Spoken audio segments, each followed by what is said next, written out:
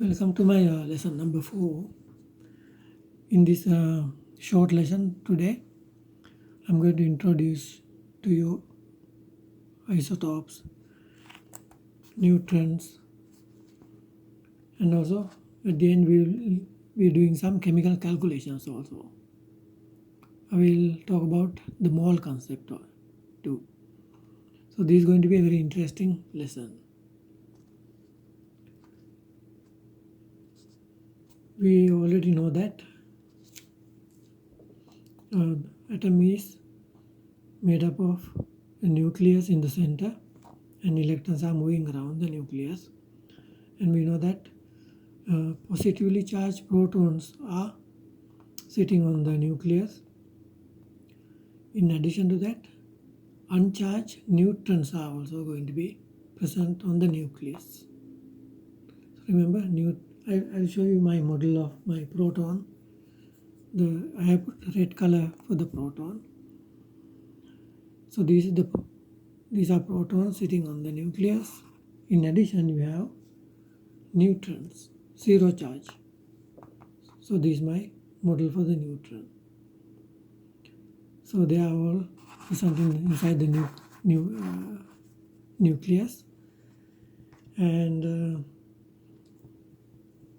the number of neutrons vary. Now, for example, if you take the hydrogen atom, always the number of protons is 1. But there are 3 types of hydrogen atoms. 3 types. One type has only 1 proton, that's all. Second one, it has 1 neutron. Third one, it has 2 neutrons. So that is how you make your hydrogen, 3 types of hydrogen atoms, but always it will have only 1 electron going around the nucleus. And now let's see how to represent all these 3 atoms in my next page. For example, the first type of atom that I showed you, it has only 1 proton and no neutrons. So this is the usual standard symbol to show a particular element, a particular atom. X represents the element and Z is the atomic number. That is the number of protons. So in that case, in the case of hydrogen, it is just 1. Number of protons 1. So we can write like this: 1 proton for this particular hydrogen atom, 1 proton, and A is the total number of protons and neutrons in that particular element, and it is called the mass number. So this is my little hydrogen atom. So I can call it 1H1 because it has only 1 proton, so there are no neutrons, so 1 plus 0 is still 1. And how to show this particular hydrogen atom? If I put 1 more neutron, I can call it H1 or 2H1 because number of protons still 1, but the total number of protons and electrons 1 plus 1, 2, like that. Third one is H1, 3H1 because I had put 1 more proton. So let's go to the next page. Before continuing that, I want to show you a very important chart. You can see 3 different particles: proton, neutron and electron. Then you can see that they are relative charges. Proton has a charge of +1. Again, I will show you because this is a very important situation. Neutron, 0 charge, and a tiny electron going around the nucleus, negative charge, then -1. What about their masses? See the proton, I have shown that in red color, neutron in blue color. Their masses 1.67 times 10 to the power minus 27 kilograms. See, both of them have roughly the same mass. Roughly the same mass. But the electron mass is negligible. 10 to the power minus 31 means very small. If you have a difficulty in understanding that, let's see what is 10 to the minus 2. 10 to the minus 2 means 1 over 10 to the power plus 2. That means 10 to the power 2 means 10 times 10. So 1 over 100 means 0.01. So 10 to the minus 2 is such a small number. So imagine 10 to the minus 31 means such very small number. So compared to the masses of proton and neutron, the mass of electron is very small. So in mass calculations, we can ignore the mass contributed by the electron.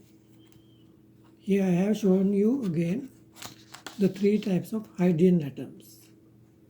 They are called the isotopes of hydrogen. Here you have one here, 1, 1.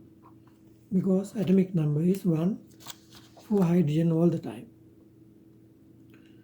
But let me show you one more time.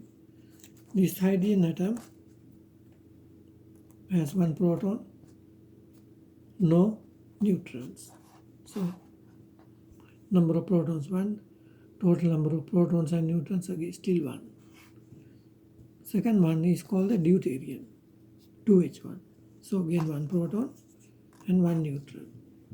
Of course the electrons are 1 electron going around the nucleus. Third one is called tritium, that is 1 proton and 2 neutrons. So altogether, what is the number of these heavy particles? 1, 2, 3. So 3 coming here, mass number. So now let's see the natural abundance of all these three isotopes. Natural abundance means the percentage of each element present in a natural sample of hydrogen. So we can see this 1H1, 99.98%. Deuterium, 0.0156%. Third one, only a trace. Okay, let's go to the next page.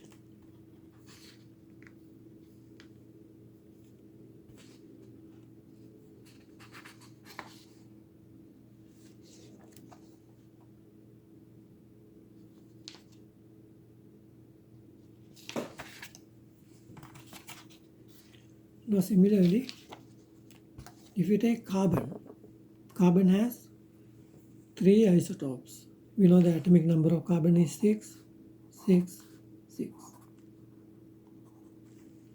Number of protons 6, but total number of protons and neutrons, so this carbon atom is 6. So 6 and 6, 12. Like that you have 3 types of carbon atoms, and these are their natural abundance. Chlorine, we know that chlorine atomic number is 17, and there are 2 isotopes having different amounts of neutrons. You can find the number of neutrons by subtracting 17 from 35, 17 from 37, and these are their natural abundance. Now we are going to leave that for a while and do some think about some chemical calculation or the mole concept. What is that? Now think about this reaction. This particular hydrogen atom react with this particular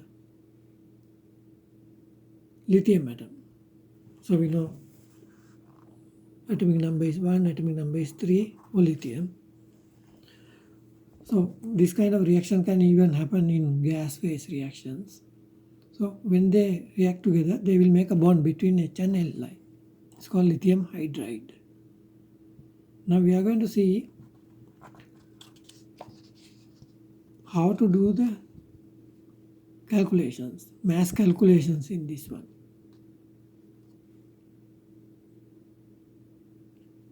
How to do a mass calculation in this one. Now, if we have one atom of hydrogen and one atom of lithium, they will react together to give you lithium hydride. Now we are going to make two bags of atoms. If you take one atom of 1H1, 1 here, 3 here, it will look like this. And electron going around it, but hereafter we are going to ignore the electron because electron mass is negligible, so we are not going to show the electron anymore. And one atom of lithium, 6 lithium 3. So we have to put 3, 1, 2, 3 protons and 3 neutrons. 1, 2, 3. So now these are the heavy particles in those atoms. Now we said that the mass of the proton and the neutron are roughly the same. Therefore, you can see that this atom is 6 times heavier than this atom. Because this has 6 heavy particles, this has only 1 heavy particle. So this bag of atoms, right now they only one atom each. So this bag is 6 times heavier than this bag. Now I am going to repeat that. To those two bags, I am going to add one more atom. That means I have to put one here.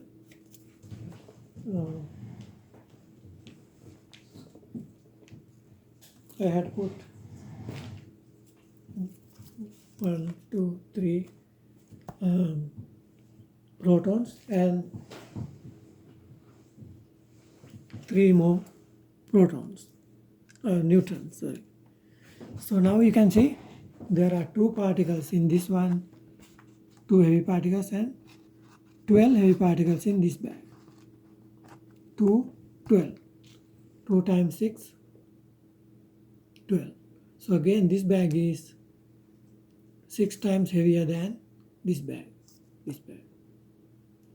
And I am going to continue adding one atom at a time to the 2 bags until the total mass of this bag, the left hand side bag, becomes 1 gram.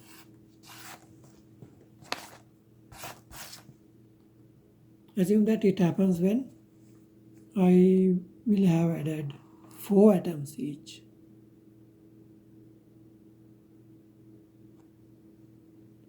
So when I do that with 4 atoms, assume that this bag becomes 1 gram. Then what will be the mass of this bag? You can pause this for a while and think about it. When you come back, you will see this is going to be 6 grams. Why?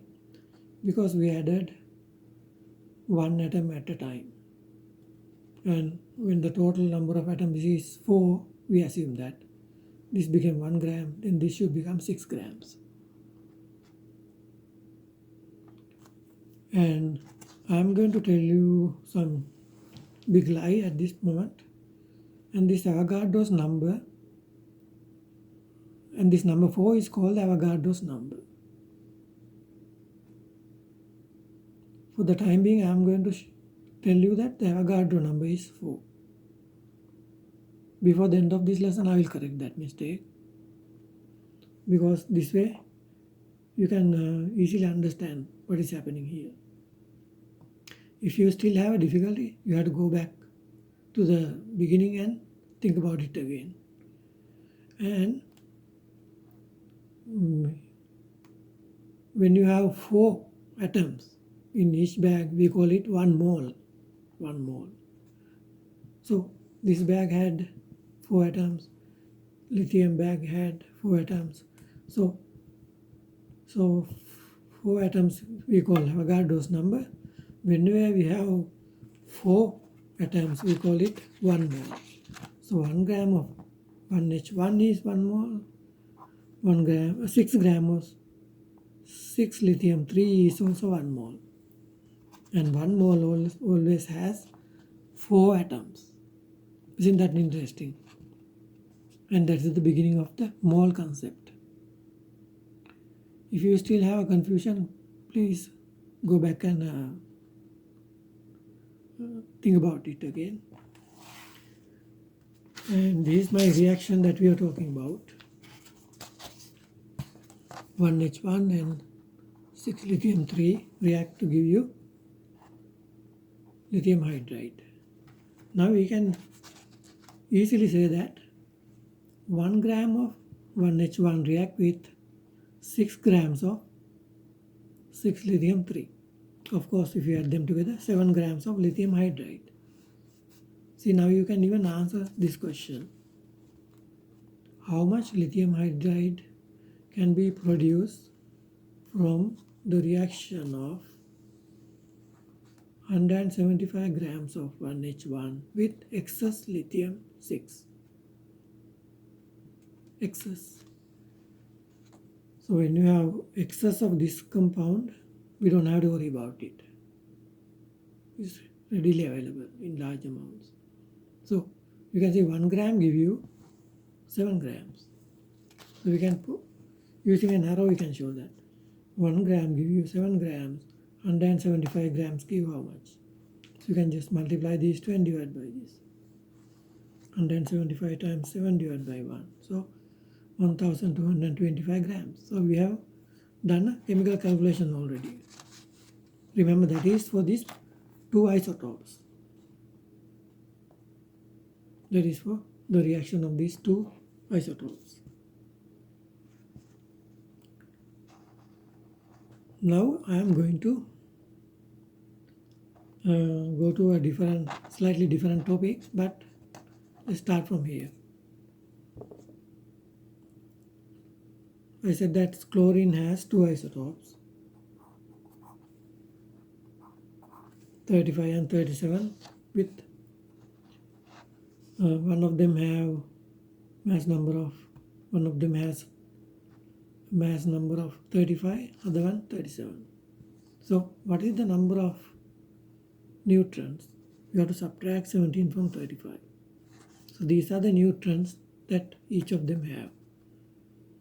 So when this reaction is for the 2 isotopes, but in practice when we perform some chemical reaction, they have different isotopes. For example, your hydrogen sample has all 3 isotopes. Your lithium sample has all 2 isotopes of lithium. So now we need some average number to handle this mathematics. How can we do it? I have some small example for you. Assume that there are 20 students in a classroom. 15 of them have a mass of 35 kilograms. 5 of them have a mass of 37 kilograms. What is the percentage of students having 35 kilograms? 15 of them have 35 kilogram mass. So 15 divided by 20 times 100. So 75% of the people have a mass of 35 kilograms. So let's keep it for a while. And what is the average mass of a student in the class? Average mass. We have to find the total mass of the students in the class first. So we multiply 35 times 15 plus 5 times 37. Give the total mass contributed by all the students, right? and then we divide by 20. That will give the average mass of the students in the class. Okay, 35 kilograms multiplied by 15, because there are 15 students with that mass, plus 5 times 37 divided by 20. So this is the average mass of the students in the class. We can get the same answer by doing this. 35 multiplied by 75% plus 37 multiplied by 25%. That is the percentage of the students having these masses. So that gives the same answer as before. So you can see that for that chlorine class, this is the average mass of a chlorine atom in your chlorine sample, and this is called the relative atomic mass, or the RAM. Now we have come to the almost end of the lesson. We talk about this reaction between two isotopes, and our argument was 1 gram of 1H1 react with 6 grams of 6 lithium-3 to give you 7 grams of this compound. But now we drop those mass numbers. If we repeat that experiment for a natural sample of hydrogen atoms and natural sample of lithium, now we need that average number to talk about the masses. So in a periodic table you can see that relative atomic mass of hydrogen, considering all isotopes, is 1.01 grams. That of lithium is this number. So now we can safely say 1.01 grams of hydrogen atoms react with 6.94 grams of natural lithium atoms sample, giving you, if you can add them together, you can say 7.95 grams of lithium hydroxide. Now that relationship we can use to do our further calculations. Now we are at the end of the lesson. Remember I told you that I was going to correct something. I talk about Avogadro's number. I call it 4 for my convenience and for your convenience. But actually the Avogadro's number is 6.022 times 10 to the power 23. So this is a huge number. When you see this decimal point, don't think that is a fraction. If you multiply this number with 1 and 23 zeros, it becomes a huge number, billions and billions of billions. So now I hope you had a rough understanding about chemical calculations, but I strongly advise you to go back and watch it again carefully if you have seen this for the first time. Thank you very much for watching.